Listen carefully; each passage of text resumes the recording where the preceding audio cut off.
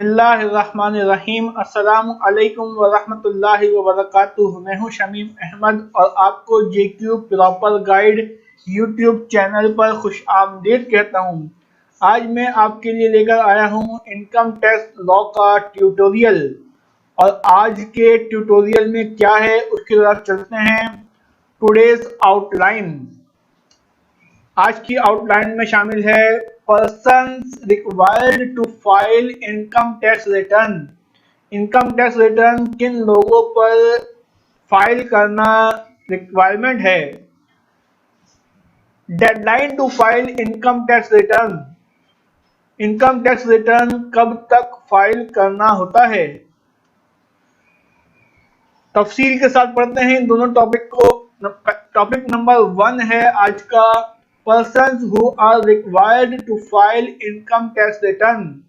Learning purpose के लिए मैंने पर्सन्स को 3 कैटेगरीज के अंदर डिवाइड किया है। पहली कैटेगरी स्टेटस बेस्ड, दूसरी ओनरशिप बेस्ड, तीसरी एक्टिविटी बेस्ड। तफसील के साथ इन तीनों कैटेगरीज को पढ़ते हैं। पहली कैटेगरी स्टेटस बेस्ड। इसमें नंबर 1 है कंपनी। और कंपनी कौन सी? वो कंपनी जो कि इनकम टैक्स ऑर्डिनेंस के सेक्शन नंबर 80 के अंदर बताई गई है, जिसकी डेफिनेशन सेक्शन नंबर 80 में मौजूद है। वो वाली कंपनी को income tax return from the date of birth income tax return file करना होगा। दूसरे नंबर पर नॉन प्रॉफिट ऑर्गेनाइजेशन। कोई भी ऐसी ऑर्गेनाइजेशन जो कि चैरिटेबल, एजुकेशनल पर्पस के लिए या इसी तरह के और मकसद के लिए वजूद में आई हो और उसका मकसद प्रॉफिट कमाना ना हो, ऐसी ऑर्गेनाइजेशन को नॉन प्रॉफिट ऑर्गेनाइजेशन कहते हैं। इनकम टैक्स ऑर्डिनेंस के सेक्शन 2 के सब सेक्शन 36 में इसको डिफाइन किया गया है कि नॉन प्रॉफिट ऑर्गेनाइजेशन कौन कौन सी होती हैं। तीसरे नंबर पर है वेलफेयर ऑर्गेनाइजेशन। वो वेलफेयर ऑर्गेनाइजेशन जो कि इनकम टैक्स ऑर्डिनेंस 2001 के सेकंड शेड्यूल के सब क्लॉज नंबर 58 के मुताबिक वजूद में आई हो, उसको भी स्टेटस बेस्ड की बुनियाद पर income tax return from the date of birth file करना होगा। चौथे नंबर पर है resident person is a member of. Resident person member हो किसी बिजनेस एसोसिएशन का, मिसाल के तौर पर chamber of commerce and industry का, या रेजिडेंट पर्सन जो है is a member of professional institution, या रेजिडेंट पर्सन जो है मेंबर हो किसी प्रोफेशनल इंस्टीट्यूट का। For example ICAP, Pakistan bar council, Pakistan engineering council, Pakistan medical and dental association. इनके जो मेंबर होते हैं उन पर मेंबरशिप हासिल करते ही कंपलसरी हो जाता है कि इनकम टैक्स रिटर्न ये लोग फाइल करें। सेकंड कैटेगरी है ओनरशिप बेस्ड। कौन से एसेट्स किसी पर्सन के पास हो कि उसके ऊपर कंपलसरी हो जाए कि उसे इनकम टैक्स रिटर्न फाइल करना है। आइए देखते हैं कि कौन कौन से एसेट्स हों। पहला है immovable property of 500 square yards और मोर। अगर किसी पर्सन के पास 500 स्क्वायर यार्ड या उससे ज्यादा की इमूवेबल प्रॉपर्टी यानी कि लैंड या प्लॉट हो, तो उसके ऊपर लाजमी हो जाता है कि वो हर साल अपना इनकम टैक्स रिटर्न फाइल करे, चाहे वो कुछ कमाता हो या ना कमाता हो, 500 स्क्वायर यार्ड की बुनियाद पर उसको इनकम टैक्स रिटर्न हर साल फाइल करना होगा। दूसरी जो है इसके अंदर वो है flat in Islamabad cantt municipal limit. दूसरी जो चीज है वो है फ्लैट की बुनियाद पर किसी के पास अगर इस्लामाबाद कैंट या म्यूनिसिपल लिमिट में फ्लैट है तो उसके ऊपर कंपलसरी हो जाएगा कि वो इनकम टैक्स रिटर्न फाइल करे। इन तीनों इलाकों के अलावा जो दूसरे एरियाज हैं उनको अदर एरिया का जो है मैंने नाम दिया है। इसमें अगर 2000 या 2000 स्क्वायर फीट से ज्यादा किसी के पास एरिया वाले फ्लैट होंगे तो फिर लाजमी होगा उनके ऊपर इनकम टैक्स रिटर्न फाइल करना।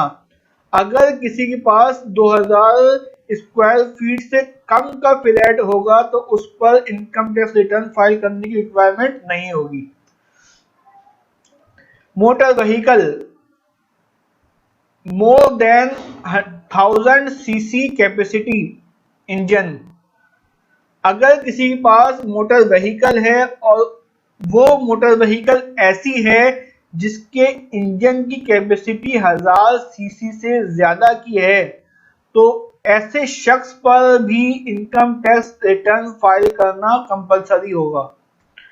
नंबर 4 है एनटीएन होल्डर, अगर जिंदगी में एक मर्तबा एनटीएन बनवा लिया तो फिर लाइफ टाइम तक उसे इनकम टैक्स रिटर्न फाइल करना कंपलसरी होगा। एक्टिविटी बेस्ड, नंबर सी है एक्टिविटी बेस्ड। इसमें नंबर 1 है person whose taxable income exceeds the minimum amount not chargeable to tax, ऐसा पर्सन जिसकी टैक्सेबल इनकम जो minimum amount not chargeable to tax है उससे एक्सीड कर जाए। मिसाल के तौर पे बिजनेस इंडिविजुअल की अगर हम बात करें तो बिजनेस इंडिविजुअल के लिए जो नॉट चार्जेबल टू टैक्स की जो लिमिट है वो है 4 लाख। 4 लाख तक अगर किसी बिजनेस इंडिविजुअल की इनकम होगी तो उस पर जो है वो कोई भी टैक्स चार्जेबल नहीं होगा। 4 लाख से जैसे ही इनकम टैक्सेबल इनकम एक्सीड हुई बढ़ गई तो उस पर अब ये लाजमी हो जाएगा कि वो इनकम टैक्स रिटर्न फाइल करे क्योंकि वो उसका जो टैक्सेबल इनकम है वो चार्जेबल टू टैक्स हो गई है। नंबर 2 है charge to tax in any of the preceding 2 tax years, किसी भी पिछले 2 सालों में उस पर टैक्स चार्ज हो गया हो उस बुनियाद पर भी इनकम टैक्स रिटर्न फाइल करना लाजमी हो जाएगा। Claim of loss under the ordinance, income tax पिछले सालों के जब फाइल किए थे तो उस इनकम टैक्स में रिटर्न में लॉस दिखाया था कि मेरा जो है ये बिजनेस लॉस है इतना, तो अगर कोई ऐसा लॉस क्लेम करना है एफबीआर से तो लॉस क्लेम करने का जो परफॉर्मा है वो भी इनकम टैक्स रिटर्न ही है। इनकम टैक्स रिटर्न के जरिए ही लॉस क्लेम होगा। नंबर 4 है हैविंग कमर्शियल और industrial electricity connection with annual bill exceeding 500,000 rupees, अगर किसी ने बिजली का कमर्शियल या इंडस्ट्रियल कनेक्शन लगाया हुआ है उसके साथ साथ उसका बिल जो आता है सालाना वो 5 लाख से ज्यादा आता है तो ऐसे शख्स को भी इनकम टैक्स रिटर्न फाइल करना होगा। नंबर 5 है person required to file foreign income and foreign asset statement under section 116A, ऐसा पर्सन जिसको फॉरेन इनकम और फॉरेन एसेट स्टेटमेंट 116 ए के तहत फाइल करना जो है वो जरूरी है। ऐसा शख्स भी एक्टिविटी बेस्ड में फॉल करता है और उसको इस कैटेगरी में फॉल करने की वजह से इनकम टैक्स रिटर्न फाइल करना होगा। आज की क्लास का हमारा दूसरा टॉपिक है deadline to file income tax return. Persons for this purpose have been divided into income tax ordinance 2001 ने deadline to file income tax return purpose के लिए पर्सन को 3 हिस्सों में डिवाइड किया है। नंबर 1 है इंडिविजुअल, दूसरी है एओपी, नंबर 3 है कंपनी। इंडिविजुअल और AOP stands for association of person, जिसमें पार्टनरशिप वगैरह आ जाते हैं। इंडिविजुअल एंड एओपी, चूंकि इंडिविजुअल और एओपी के रूल्स एंड रेगुलेशन एक जैसे हैं, इसलिए मैंने इनको एक साथ ही लिया है। आइए देखते हैं इनके रूल्स एंड रेगुलेशन क्या हैं। इन दोनों का ईयर एंड जो है वो 30 जून होता है और डेडलाइन इनकी जो इनकम टैक्स रिटर्न फाइल करने की होती है वो 30 सितंबर आफ्टर ईयर एंड होती है। 30 सितंबर तक इनको इनकम टैक्स रिटर्न फाइल करना होता है। नंबर 3 है कंपनी। कंपनी के rules and regulation income tax ordinance के सेक्शन नंबर 18 के सब सेक्शन 2 में बयान किए गए हैं। आइए देखते हैं क्या रूल्स एंड रेगुलेशन कंपनी के इनकम टैक्स रिटर्न फाइल करने की डेडलाइन के मुतालिक होते हैं। Company having year end between 1 January to 30 June, repealed income tax ordinance 1979 के मुताबिक मुख्तलिफ सेक्टर्स के मुख्तलिफ ईयर एंड्स जो हैं वो डिफाइन किए गए हैं। तो अगर किसी कंपनी का ईयर एंड जो है वो 1 जनवरी से लेकर 30 जून तक हो रहा है तो उसे 31 दिसंबर आफ्टर ईयर एंड तक इनकम टैक्स रिटर्न फाइल करना होगा। फॉर एग्जाम्पल, उमूमन जो ईयर एंड हम देखते हैं कंपनीज को देखते हैं 30 जून, तो 30 जून को अगर किसी कंपनी का ईयर एंड हो रहा है 30 जून 2020 को, तो उसे 31 दिसंबर 2020 से तक इनकम टैक्स रिटर्न फाइल करना होगा। 31 दिसंबर 2020 के बाद अगर वो इनकम टैक्स रिटर्न फाइल कर रहा है तो इनकम टैक्स रिटर्न तो फाइल हो जाएगी, मगर पेनल्टी और डिफॉल्ट सरचार्ज का जुर्माना जो है बर्दाश्त करना पड़ेगा। उसके बाद company having year end between 1 July to 31 December, ऐसी कंपनी जिसका ईयर एंड 1 जुलाई से लेकर 31 दिसंबर तक हो तो उसे 30 सितंबर after year end income tax return file करना होगा। आपने देखा कि कंपनीज के लिए 2 deadlines income tax return file करने के लिए बताई गई हैं और आपने ये भी देखा कि इंडिविजुअल और एओपी के लिए भी जो डेडलाइन बताई गई है वो 30 सितंबर है। शायद आपके जहन में ये सवाल पैदा हो कि 30 सितंबर यहाँ पर इनकम टैक्स रिटर्न फाइल करने की डेडलाइन दी गई है, मगर प्रैक्टिकली हमें जो है ये नजर नहीं आता। हमें मुख्तलिफ इससे डेडलाइन नजर आती है। तो ये पावर जो है एफबीआर को इनकम टैक्स ऑर्डिनेंस 2001 ने दी हुई है कि टैक्स पेयर्स को फैसिलिटेट करने के लिए डेडलाइन को बढ़ा सकता है।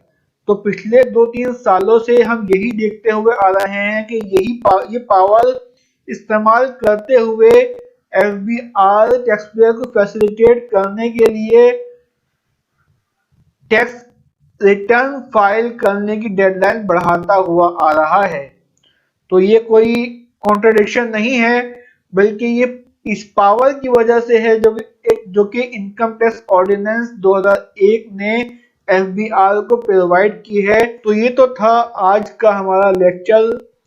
अगर हम आज के लेक्चर को समराइज करें तो आज हमने सीखा कि इनकम टैक्स रिटर्न फाइल करना किन लोगों के लिए जो है वो ज़रूरी है, और इनकम टैक्स रिटर्न फाइल करने की डेडलाइन क्या है। इनकम टैक्स रिटर्न फाइल करने की किन लोगों पर ज़रूरी है उसको लर्निंग पर्पस के लिए 3 हिस्सों में डिवाइड किया गया था। पहला हिस्सा था स्टेटस बेस्ड, दूसरा हिस्सा था ओनरशिप बेस्ड, तीसरा हिस्सा था एक्टिविटी बेस्ड। तो ये हमने तफसील के साथ ये तीनों जो है वो पढ़े। उसके बाद जो दूसरा हिस्सा था हमारे आज के लेक्चर का वो था deadline to file income tax return. इसमें हमने पढ़ा कि इंडिविजुअल और एओपी के जो डेडलाइन है इनकम टैक्स रिटर्न फाइल करने की वो 30 सितंबर है, और कंपनी के लिए हमने 2 डेडलाइन देखी, 31 दिसंबर और 30 सितंबर। उम्मीद है आपको आज की ये वीडियो पसंद आई होगी।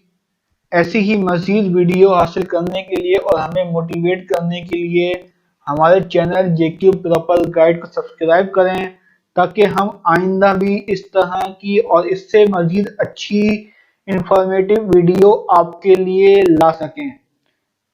इंशाल्लाह हमारे नेक्स्ट लेक्चर के साथ फिर हाजिर होंगे। जब तक के लिए अपना ख्याल रखिएगा। अस्सलामु अलैकुम वरहमतुल्लाहि वबरकातुहू।